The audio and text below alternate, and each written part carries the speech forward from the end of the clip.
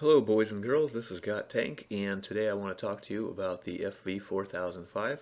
That's the British Tier 10 destroyer. And I've got it up here in tanks.gg because I wanted to talk numbers really quick. So it's on a medium tank chassis, which has got, like pretty typical medium tank armor. You can actually bounce some stuff off the side here. The tracks will absorb certain things. It's 50 millimeters, so to overmatch it, you need to be shot at with a 150. So as you can see here, you'll bounce things at this angle. However, that doesn't really matter because you can shoot it pretty much anywhere else. The front is really weak, and look at this, 14 millimeters. This is what the shit barn, as it used to be known. It was like one of the worst performing TDs, I think, before the buff.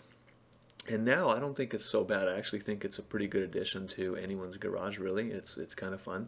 But this is the most prominent structure here, of course, this gigantic turret. Look how big this thing is. And it is 14 millimeters, so you can basically penetrate it with anything. Like a scout shooting HE at you will penetrate it, it will explode inside, and it'll wreck your day.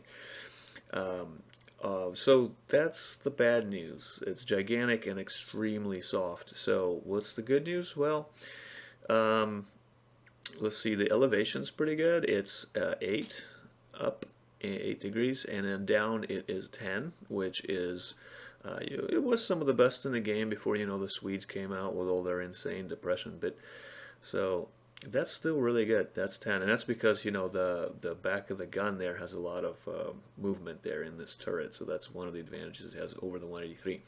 So I've got it set to compare because, like, let's see, what can we compare it to? I mean, it doesn't really make sense to compare it to anything else except maybe the preceding tank and maybe also the 183. But which is actually not listed here because I have to change it to an older patch for it to appear. Anyway, so I've got the tier 9 set up with vents, rammer, GLD, and food. And this thing is set up pretty much the same way: vents, rammer, GLD, and food. And so let's take a look at the stats. Now, as you can see, it's worse than the preceding tank in like just about every single way. So you might say, well, why in the hell would I even want to get one? Well, this is it. The short answer is the giant alpha. And with that big caliber comes more penetration as well. So the disappointing thing is that it's actually less DPM. I thought that with at least they could have kept the DPM the same. Now you're taking a little hit with that. Your reload time is way worse. Although you have the bigger alpha, in proportion, the reload is actually longer. Like, that's why your DPM takes a hit there. So, but you know what? I bet they tested it with a shorter reload, and it was probably just OP. So the aim time's worse. The rate of fire is obviously worse because of that. So the dispersion values are a little bit worse. Nominally, the dispersion's the same, but all the soft stats. So the firing, after firing circle, worse, everything's worse.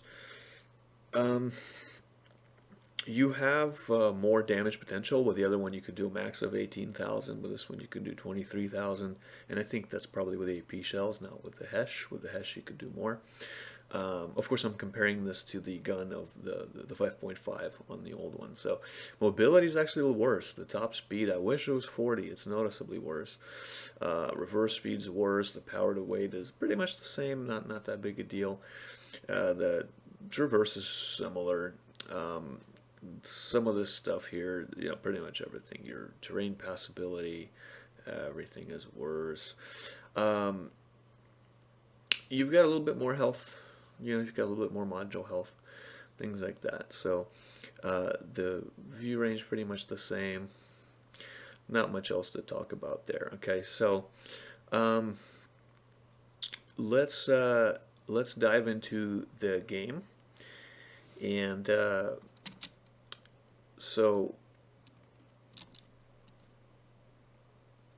basically I'm going to speed it up here. This is the single cap mode. And so what is the good thing about this tank? Well, the gun. That's all you're really buying. When you buy the tier 10s, you're buying the gun. The gun is just what you're used to. I think the updated tier 9 really prepares you well for this tank, the playstyle. It's extremely similar. You don't spend a lot of time exposing yourself because of the obvious reasons. You know, everything will hit you because you're huge, and everything will pen you because you're soft. However, you don't need to expose yourself. What you're going to see in this match is just how effective this is with a few shots, including one really juicy shot I land on the side of a mouse. So I start off by loading AP because I don't know, you know, chances are I won't hit like a scout. They're too quick. So I come right here to the corner. This is a single cap mode. I know that we spawn very close, so I'm looking forward to using my good depression and, you know, making somebody like this guy pay for their mistake. So there you go. Look at that AP round to the side for 1,000. He tickled me for like 250, and that's what he gets for his efforts. So let's see. I entertained the idea of shooting a scout, but it's just not going to happen. It wasn't even loaded. That's that longer reload, which is noticeable coming out of the tier 9. But again, if you just hide between shots, right, whether you're using camo in long range or a physical barrier to where it doesn't matter if you're lit, where you can get behind a building or something like that, that's the best I found. So at this point, I don't have many games in this tank. So far, I've played 20 games, and miraculously, I managed to get a 67% win rate with it. I'm actually afraid to touch it at this point, because I know it can only get worse. So that's another AP round. It was enough in that case, because he didn't have enough health anyway, but at this point, I'm wondering, like, should I have Hesh loaded? And so what I did is I switched over to Hesh. Even though, again, so if I shoot the FV4005, it wouldn't matter what I shoot him with because he doesn't have enough health for it to matter. The mouse, on the other hand, is 3,000 hit points. Now, here's the biggest difference. This is where you're going to see why this tank is better than the... So, now, I don't want to get blown up either, so that 4005 is looking at me, so I'm just going to let him do that, let the mouse hit him, and here we go. This is what this gun is about. Look at that, 1,800 damage Hesh to the side of the mouse. Now the tier 9, you would not consistently pen the side of a mouse with the Hesh. You would probably hit him and do kind of like HE damage. With this, it will consistently pen the side of a mouse. So I fired like 3 shots basically, and I have 3,600 damage. At this point, see, I'm glad he died. That would have been a waste of a shell, honestly. At this point, we're doing really well, and stuff is dying left and right. Even though I've done 3,600 damage, my team has been doing great. So I want to shoot this guy, but I think he dies before I get a chance to. This is kind of like just trying to chase damage at this point. But basically, so if you want to see gigantic numbers on your screen without firing a lot of shots, this is the tank to have. This can sway the course of a game very, very quickly, I noticed. Especially when it comes to, like, with that mouse, it takes a while to kill a mouse. In fact, most times you want to leave tanks like the mouse for last and just take apart everything else. This will definitely do it.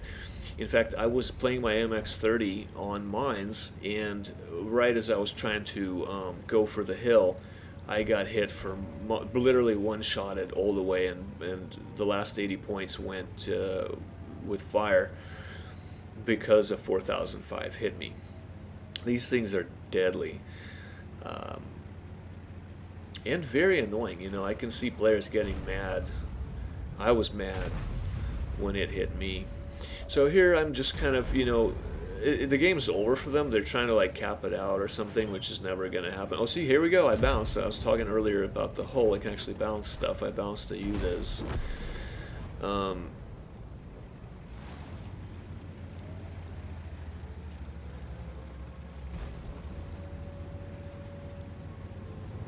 So I have an AP loaded, but because it's a Leo, I really wish I had a Hesh loaded. So I shot him for like 1200. I'm gonna get behind this clay shit to avoid, you know, getting hit. Although I can handle a few shots. I've saved my HP pretty well. Here we go. My track soaked that up. I'm telling you, the hole will bounce stuff, and I have no idea why anybody would shoot this thing in the hole. Always shoot these in the turret. Ignore the hole. So here you go. The battle is over. Basically, I fired 4 times, and I did 4,000. What was that? Almost 5,000. It's like 4,700 damage, I think it says. The numbers up here, they're showing 2 hits for every guy. That's because I actually ran the replay first to, you know, watch it to remember what the hell happened in this game. And so the mods, where I am running mods right now, sometimes I run the client stock, sometimes I'll put on XVM. So it actually shows 2 hits when it should be 1 per, you know, because the mod didn't clear itself because I restarted the replay. So anyway, so that's 4 shots, 5,000 damage, and that's pretty representative of how this tank plays. Every shot you land will be 1,000 or more, and you can optimize your damage with it by being basically judicious with which type of ammunition to use. I'm currently bringing more AP than Hesh, when a lot of players will tell you to use more Hesh than AP. The biggest reason I'm bringing more AP right now is I think just because of credits or something, and like self-control, because I don't want to end up you know, shooting straight Hesh and stuff like that. But anyway, so if you're careful about when to use Hesh, when to use AP, you will get more damage. Now, I didn't do a great job of it in this match. Again, if I shot the Leo with Hesh, I would have probably killed him, because he was, what, like 1,500 or something. So, yeah, that's just something you got to keep in mind when you're playing this tank. Anyway, this is part 1. There will be a part 2. I'll make a couple more replays. I just wanted to show that one side shot on the mouse. This thing is, it's a lot of fun. And like I said, I'm currently at 67% win rate on it, which is really, really high for any kind of player. And that's 20 games. So I guarantee you that's going to go down if I keep playing it. I think that's just been like me getting lucky or something like that. My average damage on it is okay. The games tend to be kind of back and forth. Some games are really good, you know, 5K, 6K, and other games you get like maybe 1,200. Even if you win, you know, you can't force the issue in this tank. And that's something I'm going to talk about in the next video. Thanks for watching, and have fun out there.